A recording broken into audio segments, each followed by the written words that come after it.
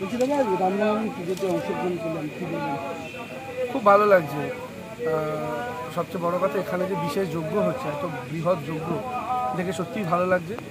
আসলে ধর্মের মধ্যে দিয়ে যে রামকে আমরা পাই, সেই রাম হচ্ছেন পুরুষোত্তম। তার প্রতি যে শ্রদ্ধা গোটা ভারতবর্ষের, গোটা বাংলার আজও অটুট, এবং তার প্রতি আস্থাও আজও অটুট। কিন্তু আমাদের প্রতিবাদ বিদ্রোহ তাদের বিরুদ্ধে যারা এই রামচন্দ্রকে রাজনীতির ময়দানে নামিয়ে আনেন।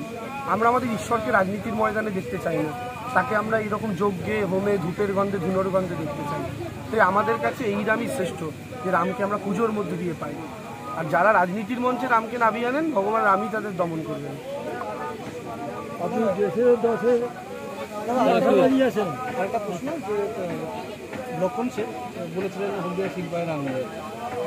অভিজিৎ গঙ্গোপাধ্যায় গতকাল বলেছেন যে হলদিয়া শিল্প আনা দরকার, উনি শিল্প আনবেন।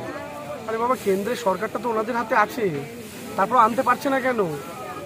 অলরেডি তো একটা সরকার, এই যে তারা বলে ডবল ইঞ্জিনের কথা, তার মধ্যে সিঙ্গেল ইঞ্জিন তো, বড় ইঞ্জিনটা ওদের রয়েছে। তারপরেও কেন হলদিয়া থেকে শুরু করে বিভিন্ন জায়গায় শিল্প আনতে পারেনি? বাংলার মাটিতে সেন্ট্রাল গভর্নমেন্ট কটা শিল্প স্থাপন করেছে আপনি বলুন না।